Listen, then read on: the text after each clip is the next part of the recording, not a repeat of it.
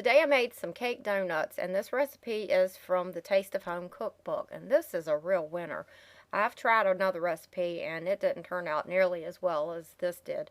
The ingredients were very similar, but this one uses buttermilk and it made a huge difference. These are very light, the cake texture is very good, and they didn't turn out like tough and chewy like the other recipe I've tried. So be sure to give this one a try. I only used half the recipe and I ended up with 2 dozen donuts, and I don't imagine that anyone would want to make more than 2 dozen at a time. So I'm going to put the recipe in the description box for the amount you would need for the 2 dozen donuts. The first thing I did was mix together the sugar and cinnamon that I was going to roll the donuts in. I mixed together 1 cup of confectioner sugar and 2 teaspoons of cinnamon. Just mix it together and set it aside. Then in a large bowl, I mix together my dry ingredients. I have 2 3/4 cup of all-purpose flour, and I sifted this flour 3 times. The instructions don't say to do that, but I did it anyways. And 1 teaspoon of baking powder, 1 teaspoon of baking soda, half a teaspoon of salt, and half a teaspoon of ground nutmeg. Now mix that together and set that aside. In another bowl, I mixed together 2 eggs and 1 cup of sugar. When that was well blended, I added 2 1/2 tablespoons of melted butter and half a teaspoon of vanilla. Then I mixed that together thoroughly. Then I added the flour mixture into it alternately with the buttermilk. That's 1 cup of buttermilk, by the way. You're going to roll this dough out and cut out donuts, so you want it to be a good texture for that. If it's too sticky, add more flour. If it's too dry, add more buttermilk. I'm always amazed when I see people comment on recipes and say that the recipe was a total failure because the dough was too sticky. Well, they need to use their head and add more flour. I poured the dough onto my countertop that was well floured, and I kneaded it for a few minutes until it was smooth, and then I rolled it out so that it was about a 1/2 inch thick.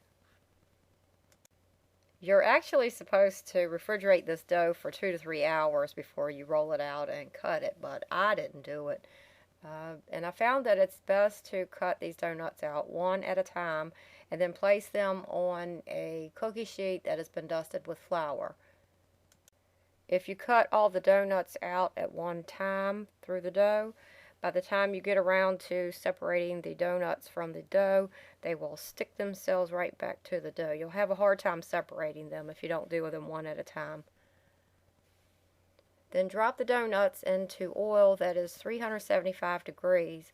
It's important to maintain the temperature. You don't want to get much below 360 degrees or much above 375. I do 3 at a time and flip them over with a bamboo skewer. As you can see, they fry very quickly. It says to cook them for about a minute on each side, but they cook actually quicker than that. I used vegetable oil, but you could use any kind of oil that you want to. The oil needs to be at least 2 inches deep in the pot. When you add these donuts, the temperature will tend to drop because the donuts will cool that oil down. If you need to drop the temperature, you can add an extra donut. Just keep your eye on the temperature because that will change on you very quickly.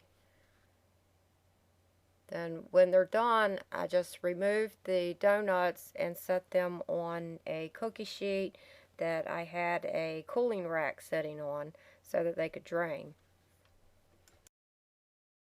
When the donuts had cooled a bit, I rolled them in the powdered sugar, and that's all there is to it. You have powdered sugar donuts. You could use plain powdered sugar if you like, or the cinnamon mixture, or you could make them glazed donuts, whatever you like. And of course, don't forget the donut holes. They're done the same way. The great part about this recipe is that you probably have all of these ingredients on hand. You could get up and run to the kitchen right now and make yourself a couple dozen donuts. If you don't have buttermilk, you can use a cup of milk and a tablespoon of lemon juice or vinegar. Just mix it together and let that sit for 5 minutes. So there you go. That's how you make buttermilk donuts. This is an excellent recipe.